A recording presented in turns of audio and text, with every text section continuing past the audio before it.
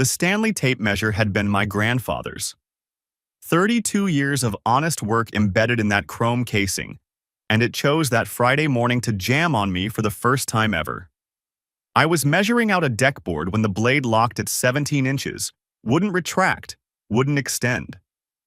I shook it, smacked it against my palm, and that's when the key fob fell out from behind the belt clip, where it must have been wedged for God knows how long. Holiday Inn, Fort Collins. Room 214. The engraving on the back read, J. Harlan. My name is Lou Harlan. My wife's name is Jess Harlan. Same initials. Different room. I stood there in the skeleton of the Davidson deck, no, the Peterson deck, while my crew worked around me, and I felt something cold settle into my chest. Not shock? Not yet. Just this terrible clarity, like when you finally see the crack in a foundation you'd been ignoring for months. Jess had borrowed my tape measure 3 weeks ago, said she needed it for measuring some office furniture. I remembered because she never borrowed my tools. She had her own system, her own space, her own everything. I told my foreman Danny I had to run an errand. He didn't ask questions. Good man, Danny. The drive from Denver to Fort Collins takes about an hour if you push it. I made it in 53 minutes, and the whole way up I-25 I kept turning that fob over in my hand like a worry stone. The rain started somewhere around Loveland, fat drops that turned the highway into a gray blur, and by the time I pulled into the Holiday Inn parking lot, it was coming down in sheets. Her car was there. The blue Subaru Outback we'd bought together 2 years ago, parked 3 spots from the entrance like she didn't have a care in the world. I sat in my truck for maybe 5 minutes. The rational part of my brain, the part that measures twice and cuts once, kept saying there had to be an explanation. Work meeting, client lunch that ran long, some perfectly reasonable story that would make me feel like an idiot for driving all the way up here in a rainstorm. But my hands were already opening the door. The front desk clerk barely looked up when I walked in, dripping on her carpet. Can I help you? Room 214. I'm meeting my wife.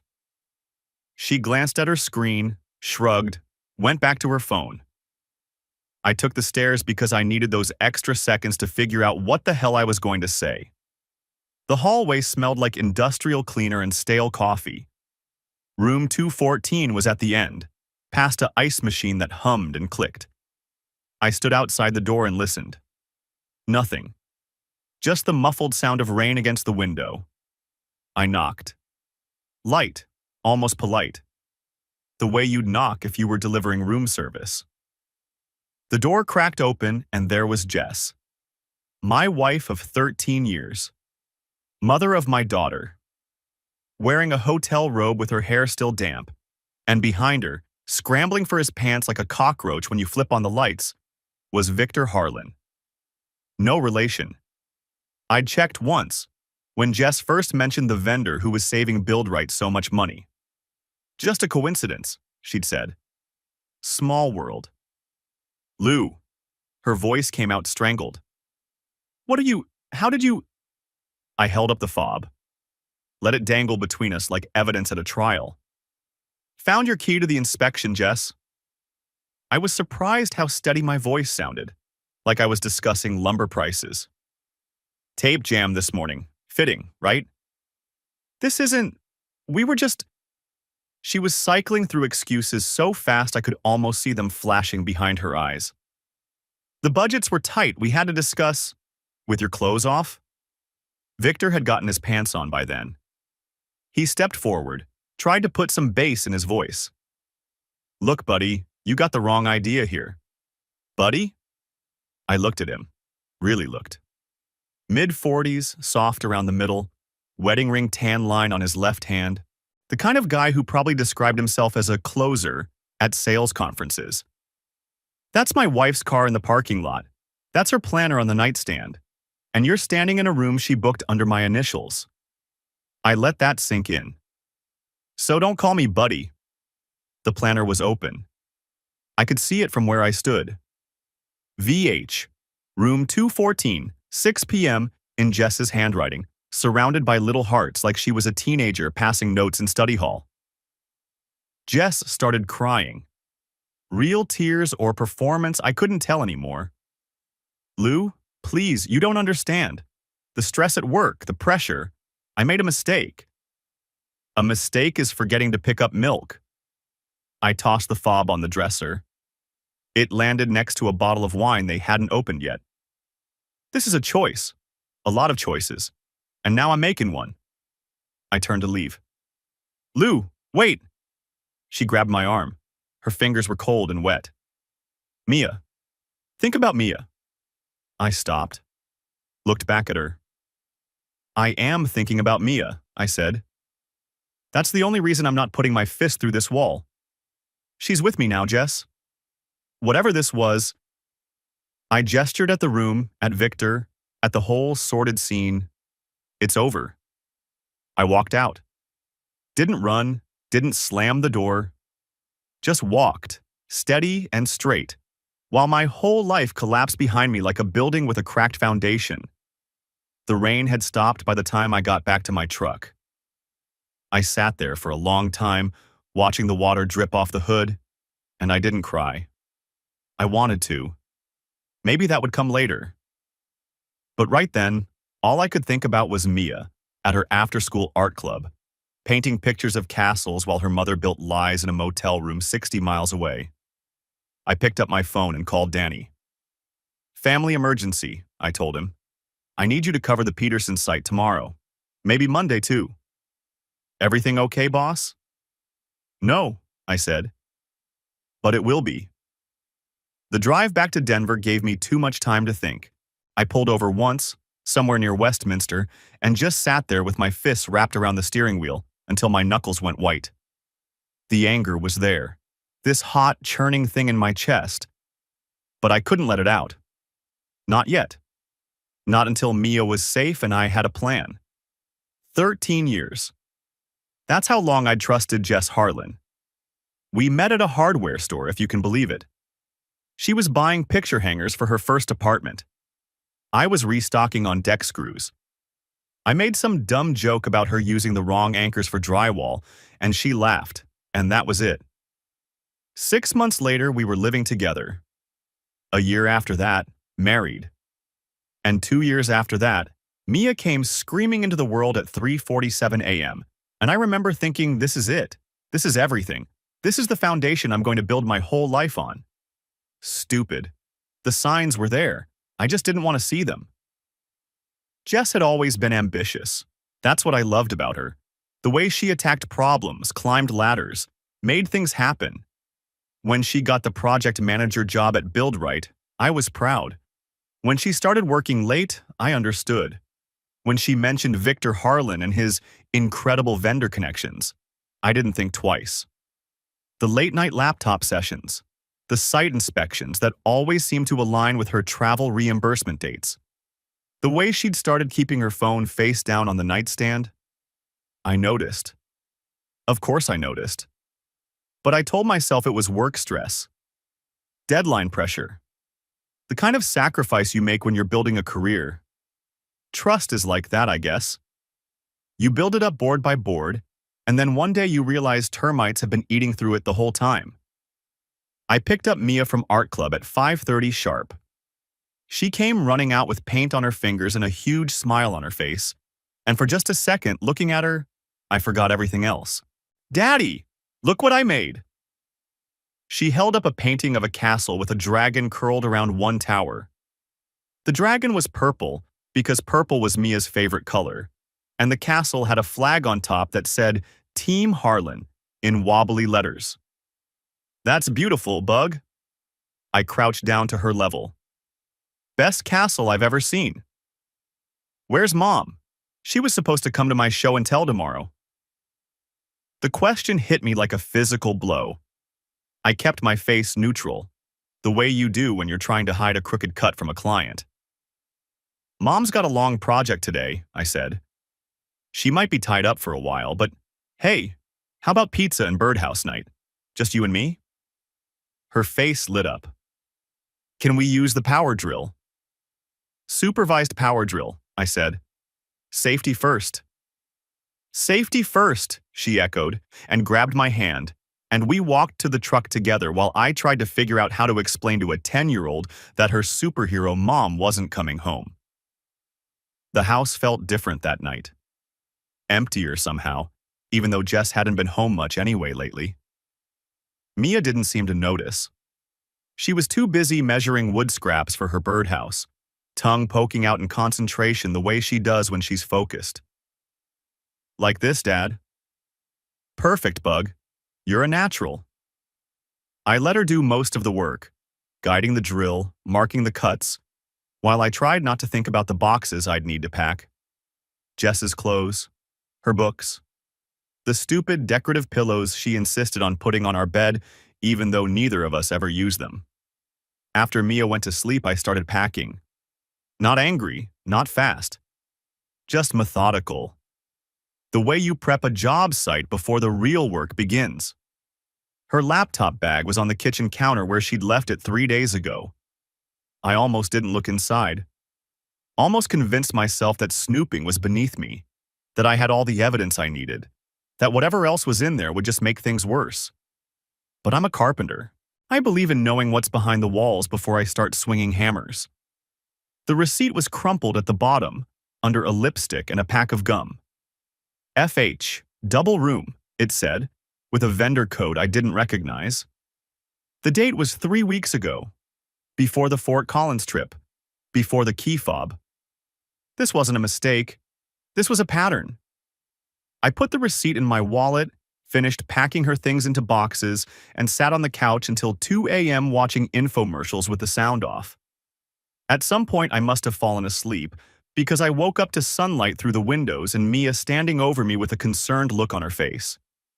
Dad, why are you on the couch? Fell asleep watching TV, I said. Grown-up stuff. How about pancakes? With chocolate chips? Is there any other kind? She grinned and ran to the kitchen, and I pulled myself up and started another day of pretending everything was fine. I texted Jess that morning. Stay away tonight. We'll talk lawyers Monday. No response. Not that I expected one. Elena called me around noon. My sister has this sixth sense for when something's wrong. Always has. Ever since we were kids. She's a paralegal in Boulder now, works for a family law firm, and she didn't waste time with small talk. Danny called me, she said. Said you took emergency leave and you sounded like death. What happened? I told her. The whole thing, from the jammed tape measure to the receipt in the laptop bag. She listened without interrupting, which is rare for Elena, and when I finished, there was a long silence on the line. That absolute piece of work, she finally said. Lou, I'm so sorry. I don't want sorry. I want advice. Okay. I heard her shift into professional mode, papers rustling in the background. Colorado's no fault, which means you don't need to prove infidelity to get a divorce.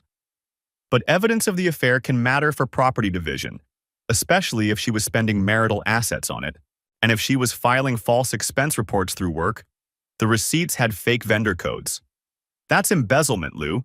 Depending on how much we're talking about, that could be criminal charges. It definitely strengthens your position in custody hearings. Custody. I hadn't even gotten that far in my head. What do I need to do? Document everything. Save every receipt, every text, every email you can find. Get copies of your financial records, bank statements, credit cards, anything joint. And find yourself a good divorce attorney, someone who won't let her walk all over you. Know anybody? Rebecca Klein. She's handled a few cases for our firm's clients. Tough as nails, knows Colorado family law inside out. I'll text you her number. Thanks, Elena. Lou? Her voice softened. How's Mia? I looked out the window at my daughter, who was in the backyard trying to hang her birdhouse from a tree branch that was way too high for her to reach. She's 10, I said. She still thinks her mom hangs the moon. That's going to change. I know. I just want to control how it happens. After we hung up, I went outside and helped Mia hang the birdhouse from a lower branch. We stood there for a while, watching a sparrow investigate the entrance, and she slipped her hand into mine without saying anything. "Dad?" she said eventually. "Is Mom okay?" "She's fine, Bug. Just busy. She missed my show and tell." "I know, I'm sorry." "It's okay." She squeezed my hand. "You came to the last three. That's more than most dads." I didn't trust myself to answer. We just stood there, watching the birds, while I silently promised her that whatever happened next, I would never let her down the way her mother had let us down. Monday morning, I called Tom Wheeler, Jess's boss at Build Right. We'd done business together a few times. I subcontracted some framing work on a warehouse project they managed, and he'd always seemed like a straight shooter. "Lou, good to hear from you. What's up?" "Hey, Tom, quick question. You know that Harlan vendor Jess has been working with? The one who saved you guys money on the supply contracts?" "Victor?" "Sure.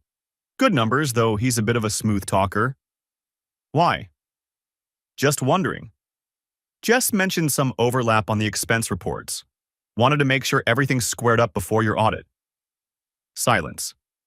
Then, "What overlap?" "She didn't tell you? Something about travel reimbursements and vendor meetings? Might be nothing." "Lou." Tom's voice had gone flat. "We audit travel next week. If there's something I need to know..." "Just looking out," I said. "She's been stressed lately. Might want to double-check her paperwork." I hung up before he could ask more questions. It wasn't revenge. Not exactly. More like, karma needs a push sometimes. And if Jess was going to blow up our marriage, she could at least face the consequences at work too. That afternoon, Mia found something in the couch cushions. A necklace, thin gold chain, small pendant with a design I didn't recognize. I'd never seen Jess wear it.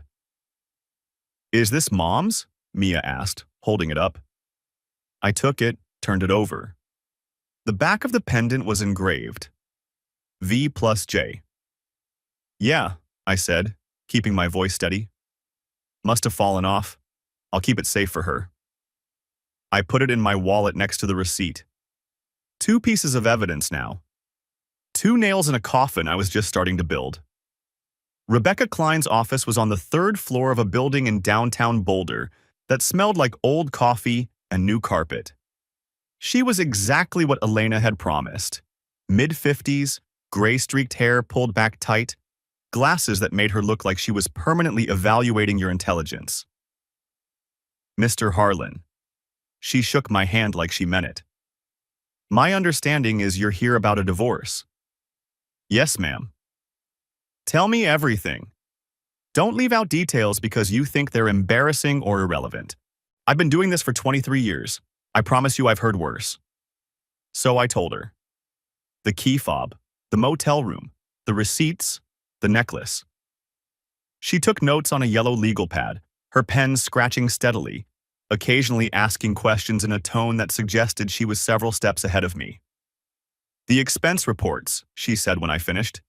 "You're certain she was filing false vendor codes to cover personal travel?" "I've got one receipt. Tom Wheeler at BuildRight is auditing next week. I'm guessing they'll find more."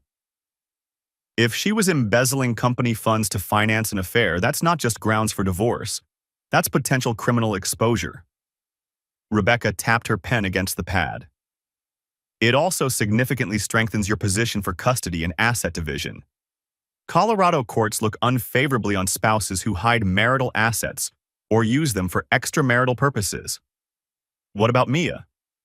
"Your daughter's 10? "Yes." "At that age, the court considers her preferences but isn't bound by them. What we need to establish is stability." "You have steady employment?" "I run my own carpentry business. 12 years, solid client base." "Good. Were you the primary caregiver at any point?" "Jess worked longer hours, but I did school pickups, doctor's appointments, most of the day-to-day stuff when she was traveling." "Better." Rebecca set down her pen. "Here's what I recommend. We file for temporary custody immediately, citing your wife's recent instability. The infidelity isn't the point. The point is demonstrating that you provide a more consistent home environment for your daughter. Meanwhile, we gather as much documentation as we can about the affair and any financial irregularities. When the build-right audit hits, that becomes public record. And Victor? The other man. She shrugged. He's not our concern unless he becomes one. Focus on your family. Let her deal with her own mess. I signed the retainer agreement and wrote a check that made my stomach hurt. But some things are worth paying for. Jess showed up at my job site 2 days later. I was framing out a deck extension for a nice family in Highlands Ranch.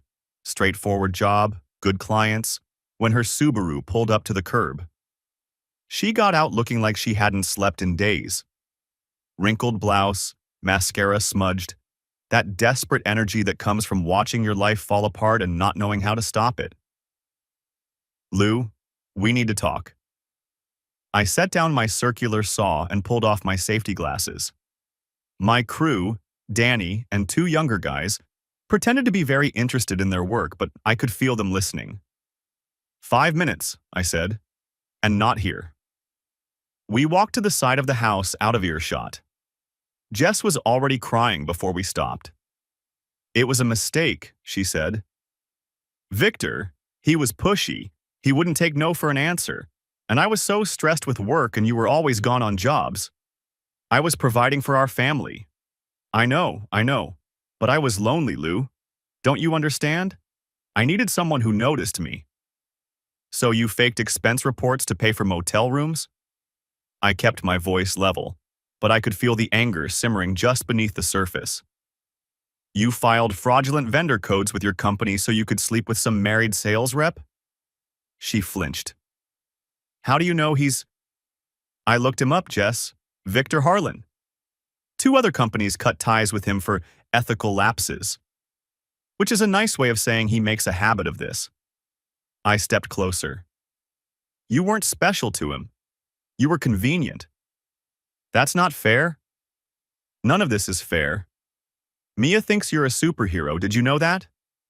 She made a painting last week. Team Harlan, with a flag on a castle. What am I supposed to tell her now? Jess's face crumpled. I can fix this. One more chance, for the family. We can go to counseling, we can... No. The word came out flat and final, like a nail gun into oak. No counseling, no second chances. You had 13 years to fix this, and instead you broke it. Sign the papers when they come. Lou, please. 5 minutes is up. I turned back toward the job site. Stay away from Mia until we have a custody agreement. And Jess? She looked at me, hope flickering in her eyes like a dying flame. Find a lawyer, I said. You're going to need one. A week later, the build-right audit dropped like a bomb. Tom Wheeler called me personally to give me the news. Jess's vendor meetings totaled $15,000 in fraudulent reimbursements over the past 8 months. Motels, dinners, wine shops, even a weekend spa retreat that she'd coded as a supplier conference. She's suspended pending investigation, Tom said. His voice was tired, like he'd been dealing with HR paperwork all day. Victor's contract has been terminated effective immediately. Lou, I'm sorry. I had no idea. Not your fault, Tom. She fooled everybody. If there's anything I can do, you've done enough. Take care of yourself. I hung up and allowed myself one small moment of satisfaction. Not joy. There was nothing joyful about watching my wife's career implode. But something like justice. She'd built this whole house of lies, and now she was watching it collapse around her. Jess called me that night, hysterical. You did this, she screamed into the phone. You told them about the audit, didn't you? You ruined me. You ruined yourself, Jess. I just turned on the light. I'm going to lose everything. My job, my reputation. Our daughter almost lost her family. Forgive me if I don't feel sorry for you. This isn't over, Lou. I'll fight you for Mia. I'll make sure everyone knows what kind of person you really are. Good luck with that. I hung up. Mia was in the other room doing homework. She looked up when I came in. Was that Mom? Yeah, bug. Grown-up stuff? She sounds sad. She is. But that's not your problem to fix. I sat down next to her, looked at her math worksheet. Need help with long division? She smiled, grateful for the change of subject, and we spent the next hour working through fractions while the world outside our little bubble continued to burn. The custody hearing was scheduled for 3 weeks later. In the meantime, I tried to build something like a normal life for Mia. We volunteered at a Habitat for Humanity site on weekends. Her idea, actually, after she saw a flyer at school. I taught her how to level a beam, how to check a corner for square, how to sink a nail clean without bending it. She picked it up fast, the way kids do when they're actually interested in something. That's where I met Sarah. She was Mia's second-grade teacher, though Mia wasn't in her class anymore. Divorced, widowed, I found out later, with a son about Mia's age. She was working on the same house we were, painting window frames with a precision that made me think she'd done this before. "Your daughter's good with tools," she said during a break. We were both covered in sawdust and latex paint, drinking bad coffee from paper cups.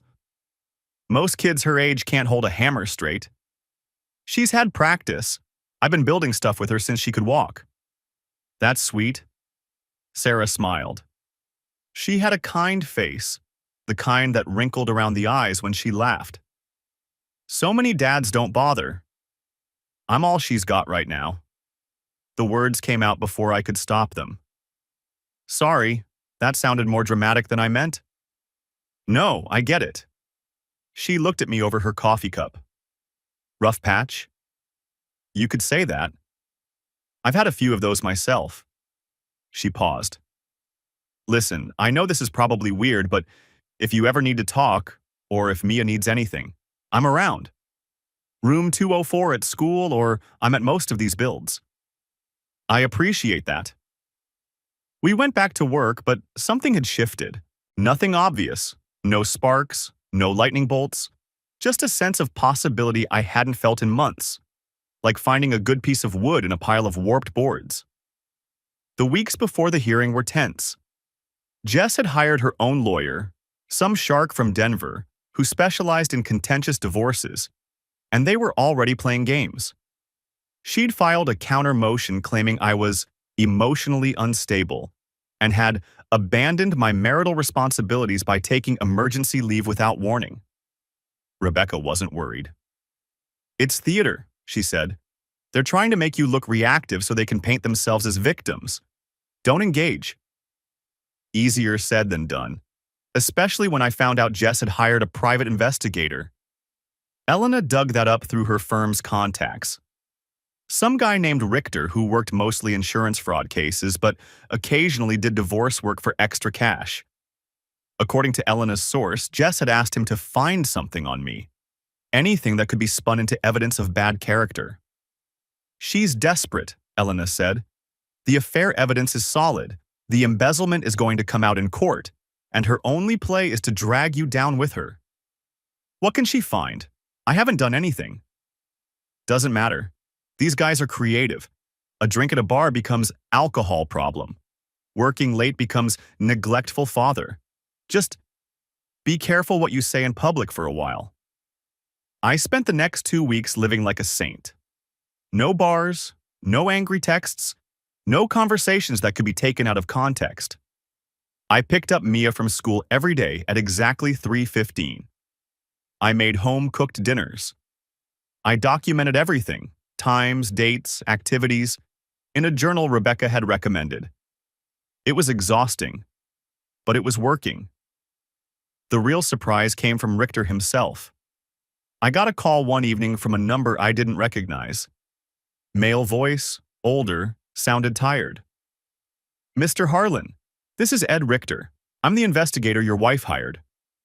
My grip tightened on the phone. What do you want? To save us both some time. He sighed. Look, I've been doing this job for 20 years. I've seen a lot of marriages fall apart. And I gotta tell you, the stuff your wife wanted me to find? It's not there. You're clean. So why are you calling me? because the stuff I did find wasn't about you. A pause. That vendor she was seeing? Victor Harlan? He's got a whole side business going on. Multiple women at multiple companies, always the same playbook. Gets close to a female employee, starts an affair, uses her to skim from expense accounts. When things go south, he ghosts and moves on. My stomach dropped. He was using her. Like a tool. Your wife wasn't the first, and she probably won't be the last. Richter coughed. Anyway, I thought you should know. I'm dropping her case.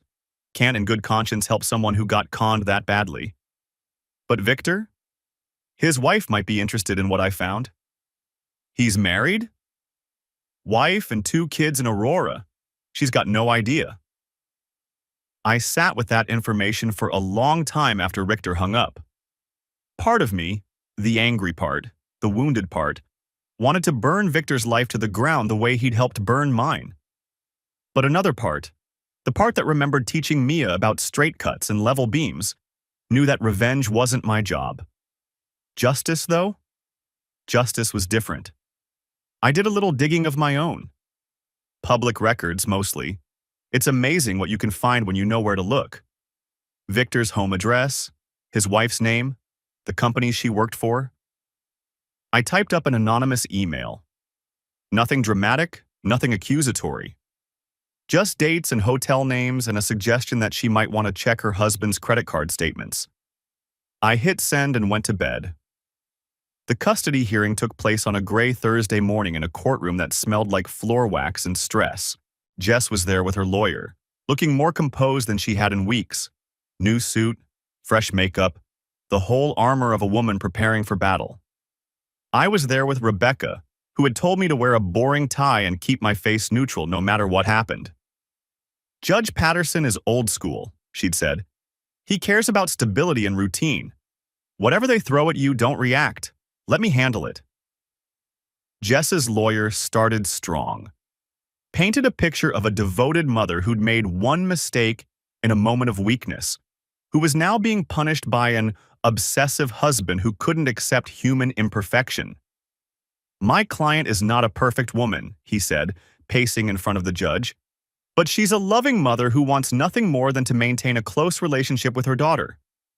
Mr. Harlan's attempt to weaponize a private marital matter is precisely the kind of behavior that creates hostile home environments.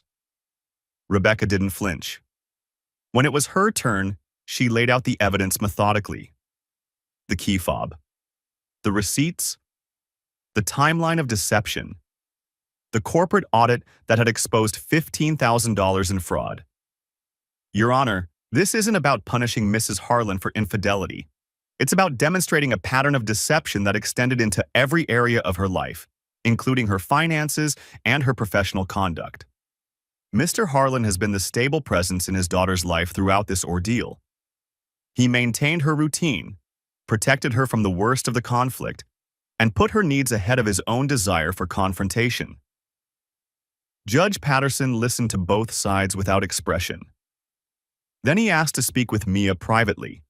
Standard procedure, Rebecca had warned me, to gauge the child's comfort level with each parent. Mia was in there for 20 minutes. I spent the whole time staring at the wall and trying not to throw up. When she came out, she didn't look at Jess. She came straight to me and took my hand. The judge ruled in my favor. Primary custody to me, with Jess getting every other weekend and alternating holidays. No explanation, no lecture, just a stamp and a signature and the sound of my heart finally starting to beat again. Jess's face went white. She started to say something, but her lawyer pulled her back. They stormed out without a word. Mia and I went for ice cream. Dad, she said, stirring her chocolate sundae into soup the way she always did. Is Mom mad at me? No, Bug. Mom's not mad at you. She's mad at grown-up stuff. But she looked at me like... She trailed off, frowning at her ice cream. Like what? Like I picked the wrong team. The words hit me harder than I expected. I put down my spoon and looked at my daughter. Really looked at her. 10 years old, caught in a war she didn't start and couldn't understand. Mia, listen to me. There's no wrong team. Your mom loves you and I love you. We just can't be together anymore. But that's not your fault, and it's not your job to fix. Okay? Okay. She didn't sound convinced, but she started eating her ice cream again, and I decided that was progress. 2 weeks later, Victor's world came crashing down. I found out through the construction grapevine. Guys talk, especially when someone in the industry gets publicly humiliated. His wife had filed for divorce. 2 other women at 2 other companies had come forward with similar stories. His reputation, which had been spotty to begin with, was now completely destroyed. He found me at a supply store, of all places. I was picking up deck screws when I felt someone step into my personal space. "You," Victor said. His breath smelled like whiskey at 10 a.m. "You think you're clever, don't you?" I didn't stop loading screws into my basket. "Can I help you?" "You tipped off my wife. You ruined my marriage." "I don't know what you're talking about." "Bull!" He grabbed my arm. His grip was weak, sweaty. "Stay out of my business, wood boy. You have no idea who you're messing with." I looked at his hand on my arm. Then I looked at his face. He was smaller than I remembered. Softer. The kind of guy who probably peaked in high school and had been sliding downhill ever since. "Your wife's PI already called me," I said. "He's the one who found the paper trail. So if you're looking for someone to blame, maybe start with the guy who kept sloppy records." I pulled my arm free. "But hey, on the bright side, I hear divorce papers have been served. So you and Jess can finally go public, right? No more sneaking around." His face went red. "You son of a—" "Security's right over there," I said, nodding toward the front of the store. "And there are cameras everywhere, so think carefully about your next move." He thought. He didn't move. I paid for my screws and walked out. Sarah and I had our first real date 3 weeks later. It wasn't planned exactly. Mia had a sleepover at a friend's house, and I found myself alone on a Friday night with no idea what to do with myself. I texted Sarah on a whim, something about her offer to talk if I ever needed, and she invited me to a hike in the foothills the next morning. "Fair warning," she said when she picked me up. "I'm not a fast hiker. I stopped to look at every flower and rock." "Sounds perfect." We walked for hours. She told me about her husband, car accident 2 years ago, drunk driver who walked away without a scratch. And I told her about Jess. Not the anger, not the revenge, just the sadness, the sense of betrayal, the terror of trying to be both parents for Mia. "You're doing better than you think," Sarah said. We'd stopped at a lookout point, the whole front range spread out below us like a painting. "Mia talks about you in class." Well, to her friends in my class. "She says you're teaching her to build things." "Somebody has to." "My husband was like that." Sarah smiled, but there was grief behind it. Always fixing something, always explaining how things worked. Our son Jake could change a tire by the time he was 8. "Sounds like a good guy." "He was." She looked at me. "You remind me of him a little. The quiet competence, the way you pay attention to details." I didn't know what to say to that, so I just stood there, watching the sun start to sink toward the mountains. After a while, Sarah slipped her hand into mine. Light, tentative, like she was asking permission. I didn't pull away. We kissed at the top of the trail, surrounded by pine trees and the sound of wind through the rocks. It was awkward and perfect and scary as hell, and when we broke apart, she laughed and said, "Well, that was long overdue." "Was it?" "I've been waiting for you to make a move for 3 weeks. I was starting to think you weren't interested." "I was figuring things out." "Fair enough." She squeezed my hand. "So have you figured them out?" I thought about Jess, about the motel room, about the wreckage of the last few months. Then I thought about Mia's smile when she sank a nail clean on her first try, about the birdhouse hanging in our backyard, the sparrows that had moved in, the way she ran to check on it every morning before school. Getting there, I said. Jess's last play came at a school event, 6 weeks after the custody ruling. Mia had a science fair project, a volcano, because every 10-year-old does a volcano, and both of us were supposed to attend. Supervised contact, according to the court order. No private conversations, no pressure tactics. Jess showed up late, looking rough around the edges. The suspension from Buildright had turned into a termination. She was doing freelance project management now, scraping for contracts, her reputation in tatters. Mia! She grabbed her daughter for a hug that went on too long. I missed you so much. Did you make this all by yourself? Dad helped. Mia pulled back, uncomfortable. He showed me how to mix the baking soda. Well, it's beautiful. Jess shot me a look. Lou, can we talk for a minute? Court order says supervised contact only. She took a breath. I know I messed up. I know you hate me. But Mia's caught in the middle and it's not fair to her. You're right. It's not. I kept my voice low so Mia wouldn't hear. Which is why I've been doing everything I can to keep things stable for her while you were playing games with lawyers and private investigators. That was a mistake. I was scared and I wasn't thinking clearly. You were thinking clearly enough to forge emails from my account to sabotage my referrals. She went pale. How did you? My sister's a paralegal. IP tracking isn't that hard. I stepped closer. Here's how this is going to go, Jess. You sign the final papers, full support payments, no alimony fight, and I don't file fraud charges. You get your weekends with Mia, you start acting like a real parent instead of a victim, and maybe someday she doesn't hate you for what you did. And if I don't? Then we go to court again. And this time I bring the forged emails, the embezzlement records, and the testimony from the PI you hired who can confirm you asked him to manufacture evidence against me. I let that sink in. Your call. She stared at me for a long moment. I could see the calculations happening behind her eyes. The cost-benefit analysis, the odds of winning, the diminishing returns of a fight she couldn't afford. Fine, she said finally. I'll sign. Good. Now go congratulate your daughter on her volcano. She worked hard on it. Jess walked away, shoulders hunched, and I watched her hug Mia one more time before the judging started. Part of me wanted to feel triumphant, wanted to pump my fist and celebrate the final victory in a war I never asked to fight. But mostly, I just felt tired. Tired and sad and ready to build something new. The Denver Build Expo was 3 weeks later. I wasn't planning to go. Trade shows aren't really my thing. But Danny convinced me it would be good for business. Network a little, he said. Show your face. Let people know you're still kicking.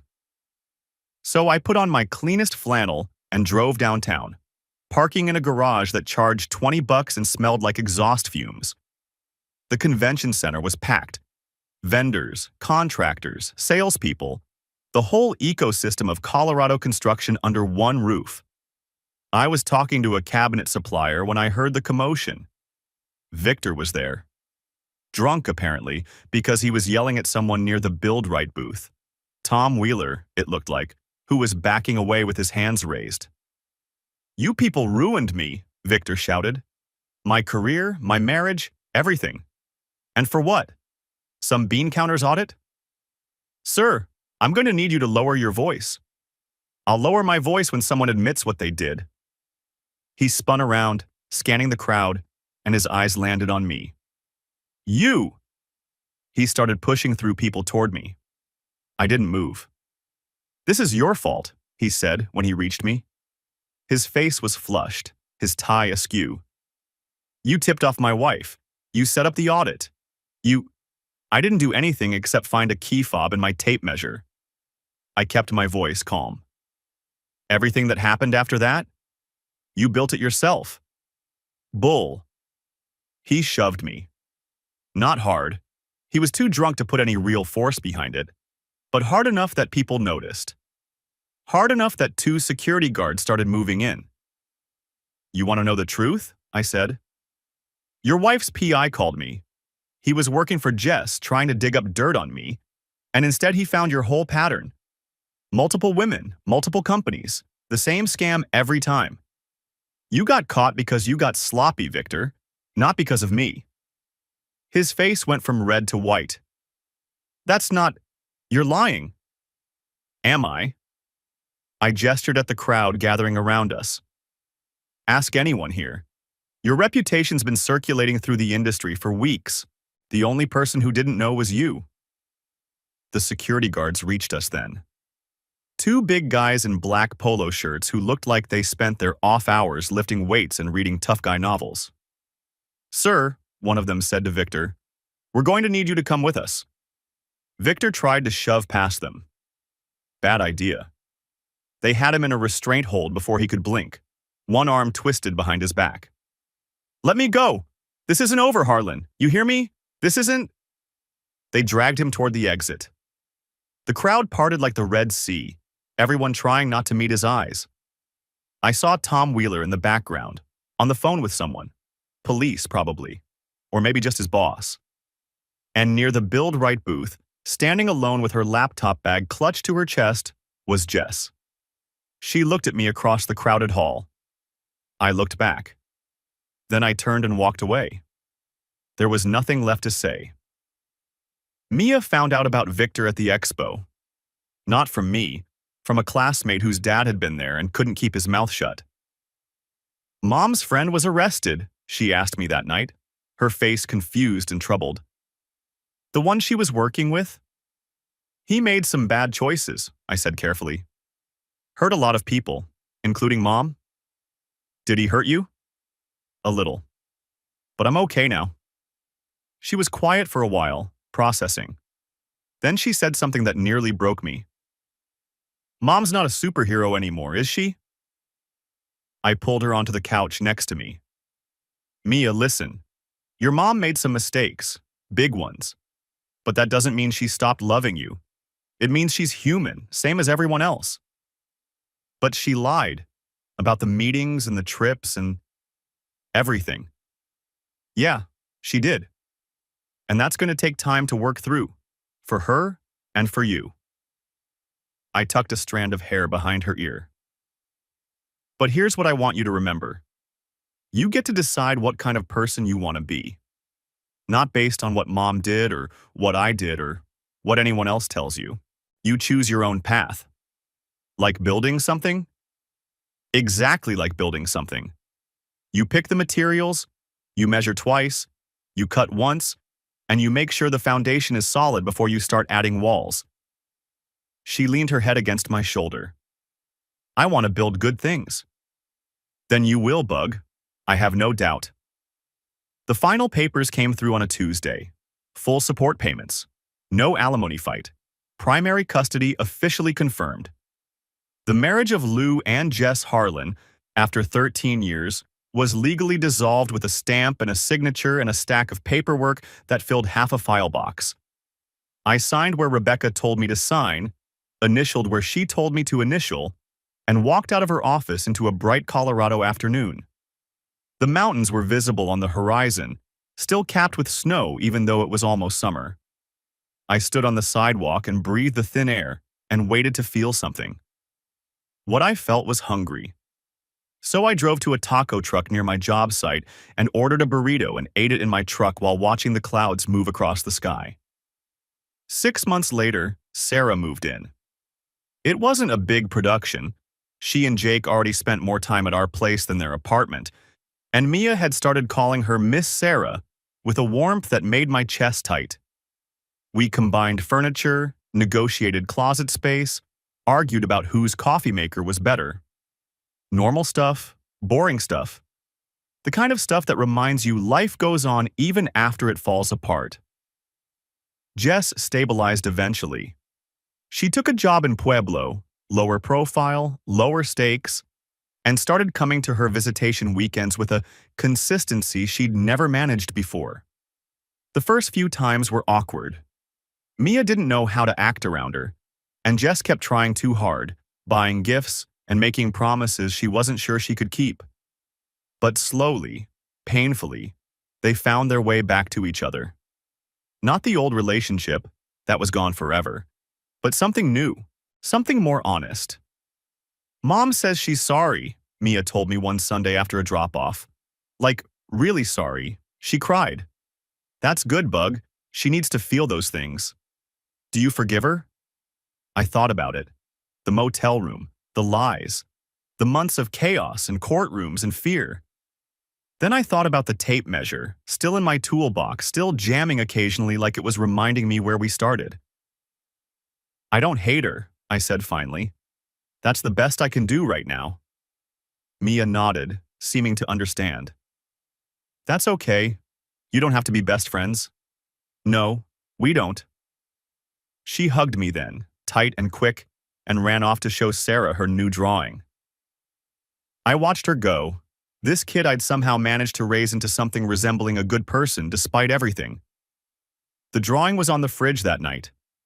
4 figures standing in front of a house. Me, Sarah, Mia, and, smaller, off to the side, but still there, Jess.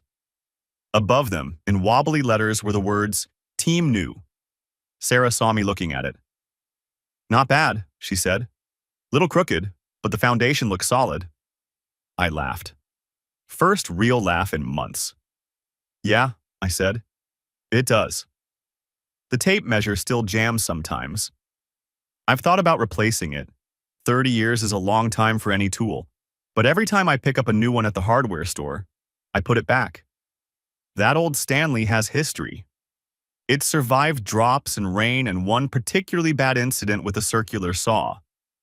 It taught me that even broken things can keep working if you treat them right. I don't know if that's a metaphor for anything. Probably. But I'm a carpenter, not a philosopher. I build things with my hands and try to make them level and hope they last longer than I do. The other day, Mia asked if she could have the tape measure when I'm done with it. For what? I asked. For building stuff. She shrugged, like it was obvious. You're not going to live forever, Dad. Someone's got to keep it going. I handed it to her right there, let her clip it to her belt and walk around the garage like she owned the place. She measured the workbench, the door frame, the birdhouse hanging outside the window. Everything checks out, she announced. Foundation's solid. Good work, Bug. She grinned.